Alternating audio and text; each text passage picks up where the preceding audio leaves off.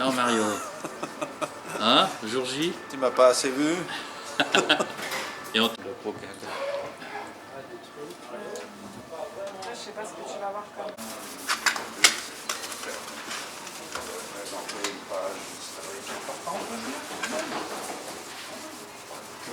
Partie de l'histoire, non? Peut-être même te voir dans 5 caméras. Parce que c'est une tige qui est comme ça en L, et on a essayé de la tordre et tout, mais après le mannequin est en arrière, parce que vu que c'est du plastique ici, il y a une forme à l'intérieur. On n'a pas réussi à la tordre.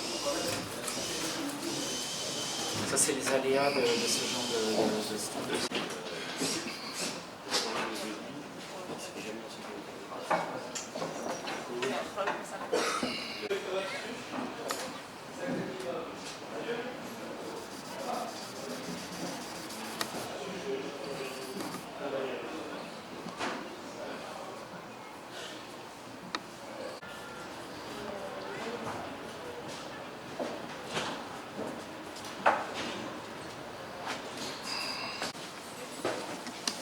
Pendant à peu près 40 à 45 minutes, tout ça dans ce petit coin autour du monument Brunswick. Ensuite de ça, on va tous ensemble prendre une mouette qui n'est pas réservée. Si les gens ont le courage d'aller à pied, pas de problème, le tour du Mont Blanc c'est 7 minutes. Autrement c'est mouette. Et le prochain rendez-vous avec nous tous de nouveau, 18h au bateau Genève en face. Je te passe la parole Arnaud. Merci. Alors merci d'être là si nombreux déjà. Ça fait du monde quand même, donc malgré le temps, malheureusement on n'a pas le temps pour nous aujourd'hui, alors on va essayer de faire ce qu'on peut.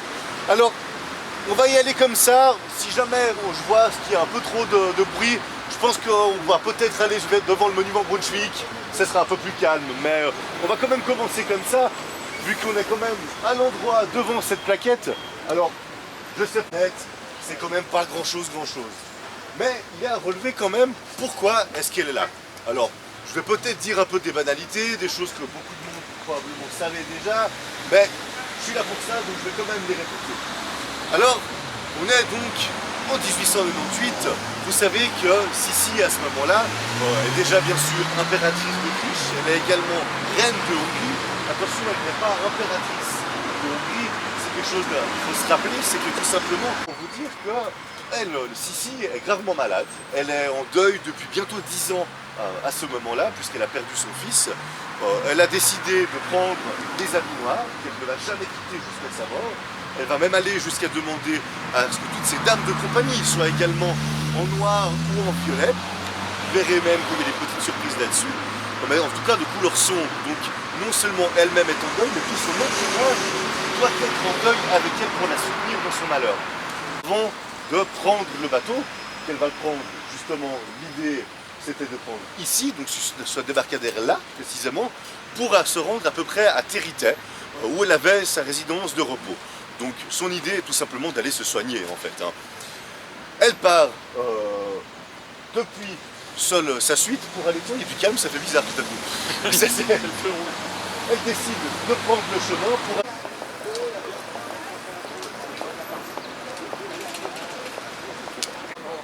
Pourquoi je vous ai amené ici, en fait, à vous dire c'est assez anecdotique, mais il faut savoir que Luigi Lucchini a donc fui immédiatement assez facilement la question de pourquoi tout simplement c'est la personne, Lucchini, est passé par ici.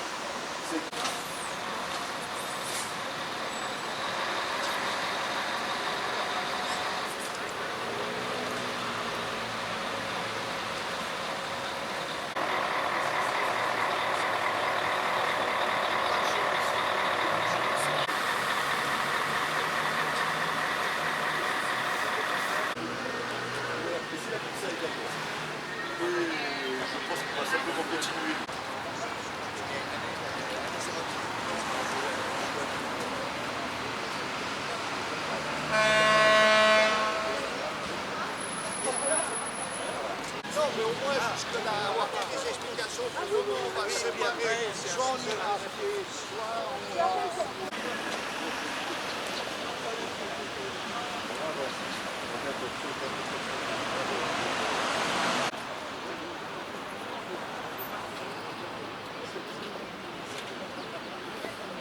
pour continuer, c'est quand même un poil mieux ici.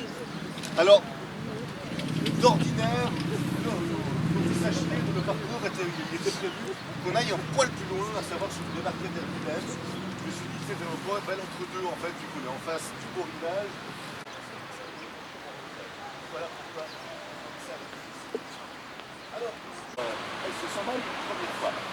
Elle va s'évanouir, puis être assez vite réanimée. Donc tout d'un coup, on va se dire, bon, l'impératrice se sent pas bien, mais ça va encore. Elle va tout de suite se réévanouir une deuxième fois. Ce qui cette fois va commencer à poser un problème. Il y a un dérivé de sa famille lointaine de cette histoire, mais elle... Pardon? Hohenhems. Merci Ivo. Et en fait, que... Alors,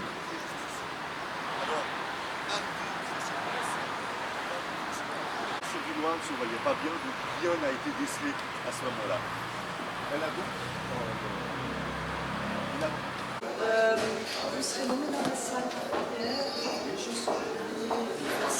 Si jamais, vers 6h15, ça commence dans la salle.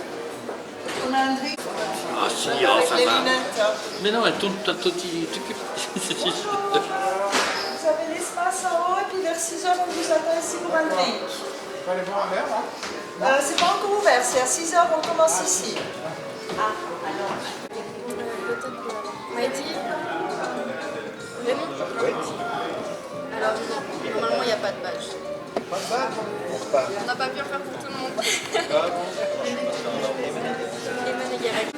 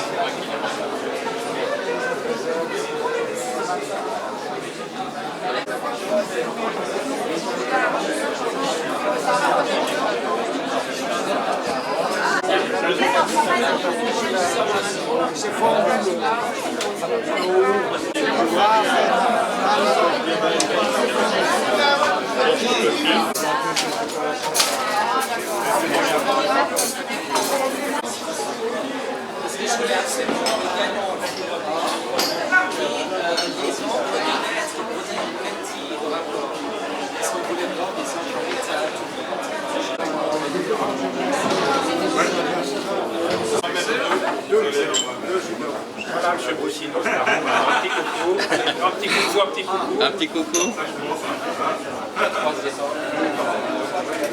Merci.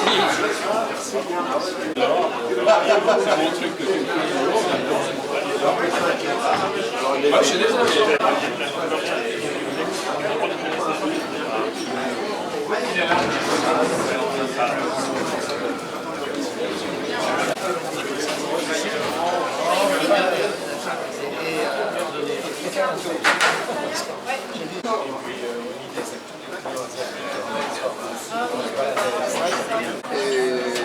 Voilà, mais on a plus avec une section spéciale pour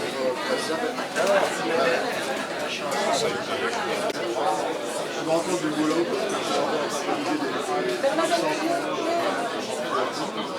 Elle vient devant. Pierre.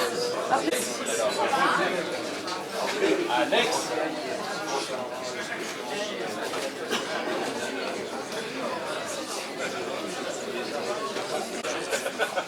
Mais c'est un malade, c'est tout. Je crois que c'est le plus malade des deux. Il n'y a ce soir dans cette salle pas de sono, donc je vais essayer d'être et calme et clair. Il y a dans cette salle d'ailleurs une personne avec laquelle j'ai travaillé pendant quelques temps au conservatoire et pas tout à fait sur une scène mais à côté. Donc l'esprit critique, je vous assure qu'il est dans la salle. Vous le verrez après, il est assez grand, il prend assez de place, vous le verrez plus tard. Officiellement, mesdames et messieurs, merci d'être venus jusqu'à nous ce soir et je vous souhaite la bienvenue. Au nom du comité d'organisation et des partenaires qui nous ont permis de réaliser l'espace Sissi sur le bateau Genève, merci d'être venus jusqu'à nous. Je voudrais également remercier tout particulièrement le conseiller administratif de la ville de Genève, M. Sami Canaan, et le président de l'association pour le bateau Genève, M. Pierre-André Bonnet, auquel je passerai tout à l'heure la parole. Je voudrais également remercier Roman. Il y a une intervention de ce que nous avons fait cet après-midi. Bleu et autrefois Genève. Je voudrais également remercier M. Jean-Gabriel Favre, initiateur de l'association pour le bateau Genève, ainsi que cette histoire, vous allez la découvrir tout à l'heure.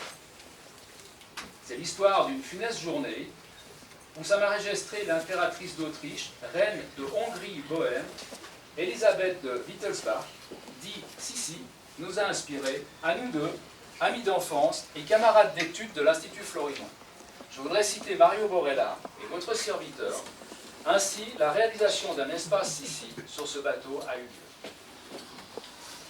Naît alors l'idée de valoriser cette page historique, de soutenir les efforts réalisés par l'association, et ceci depuis 40 ans, en faveur de la préservation et du bâtiment, et surtout la réinsertion de ses bénéficiaires, appelés sur ce bateau les passagers.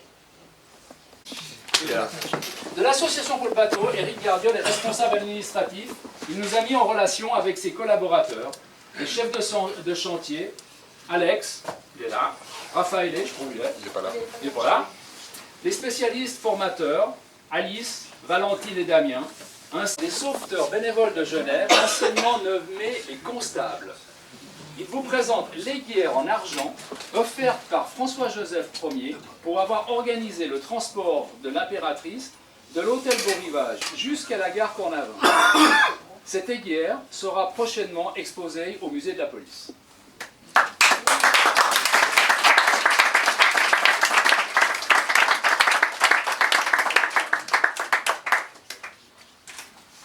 On doit citer également Philippe Schwab, qui nous a ouvert la porte du musée de la police, dont il est le responsable. Philippe Vignon, je vous ai vu rentrer. Bonjour, merci. Philippe Vignon, de la Fondation Genève Tourisme, nous a bien aidés en distribuant des...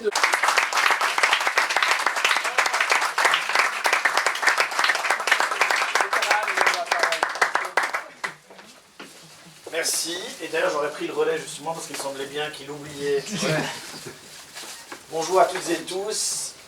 J'ai reçu d'abord un courrier, puis ensuite j'ai reçu Pierre Grély avec son projet. On ne se connaissait pas vraiment, mais on a fait mieux connaissance et c'est une très belle aventure. Il a bien retracé le nombre de personnes associées. Évidemment, il y a toujours des moteurs dans un projet. C'est clairement avec M. Borella, M. Morisot, je crois qu'ils ont porté ce projet avec plein d'autres partenaires. Et j'ai bien compris ce jour-là, quand j'ai rencontré, que c'est quelqu'un qui ne lâche pas prise. Ceux qui connaissent mieux m'ont confirmé, d'ailleurs. Et on ne peut que s'en réjouir. Donc, bonsoir à toutes et tous. Au nom du conseil administratif de la ville de Genève, on a effectivement eu le plaisir de soutenir modestement, mais avec conviction, cette aventure. Je crois qu'elle, pour plusieurs raisons, personne ici n'a besoin d'être convaincu à quel point la rade de Genève est un endroit exceptionnel. C'est bien parfois de le rappeler parce que M. Vignon ne démentira pas, c'est que les Genevois ont tellement l'habitude, ils l'apprécient bien sûr, qu'il faut parfois un visiteur. Bienvenue et en tout cas de partager un beau moment avec nous. Avec nous parce que comme l'a dit, comme l'a raconté et expliqué avec tant de fougue et d'enthousiasme, Pierre et son équipe sont venus à bord du bateau pour nous faire rêver et nous conter une nouvelle histoire ou compléter notre histoire de Sissi qui fait partie bien évidemment de notre patrimoine qu'on a, qui est le bateau Genève. Évidemment, on avait une connaissance du passage de Sissi à bord, mais c'est vrai que cette fois-ci, on est tombé dans une foule de détails et de richesses historiques que l'on a pu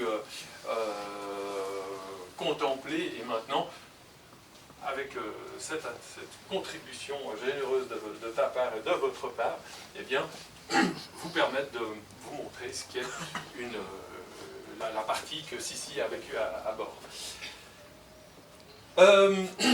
L'association Le Bateau Genève, eh bien, c'est une association qui accueille, comme l'a dit Samy Canaan, eh bien, les personnes de notre société qui ont été un peu suite de la visite.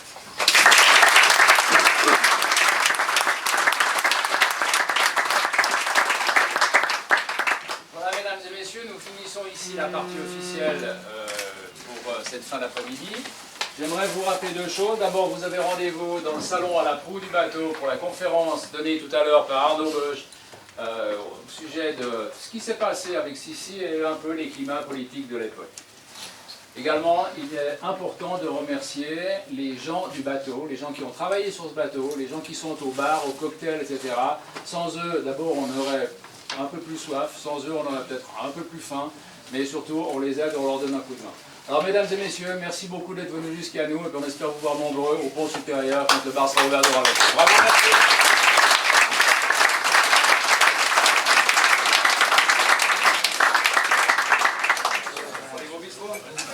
C'est la ville. Je pense que bien rivière, il y a quand même le canton qui refinance.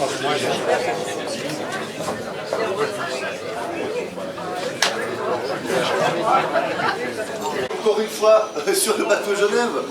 Alors, vous l'aurez compris, je vais vous parler cette fois d'un sujet un poil différent, vu que si on en a quand même bien parlé maintenant. L'idée, c'est de comprendre quand même quel était le contexte politique de l'époque. Vous allez voir qu'il est assez chatoyant, on va dire. Il y a pas mal de choses qui se passent en même temps, il y a pas mal de courants différents, il y a pas mal d'idées différentes, il y a pas mal d'actions même différentes. Vous allez voir qu'on n'est pas que dans la parole à cette époque-là. Donc, j'ai intitulé ça au tournant 19e une situation explosive. Pour être tout à fait honnête, parce qu'il fallait trouver un titre déjà. Donc simplement, effectivement, la situation explosive, vous allez constater que oui, elle est réellement explosive au 19e siècle, on peut même dire au sens propre, malheureusement. Avant...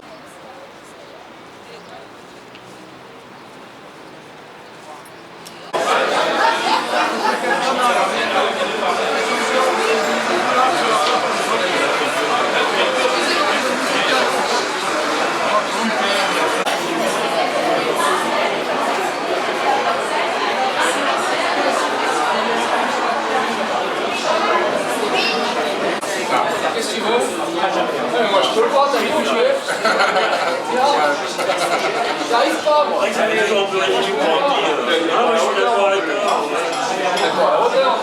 était déjà fragilisé après, mais il ne pouvait pas... Il va se passer quelque chose. En 1880, nous allons avoir une grosse crise économique qui va apparaître. Elle est due à différentes choses, notamment la guerre confucienne n'a pas fait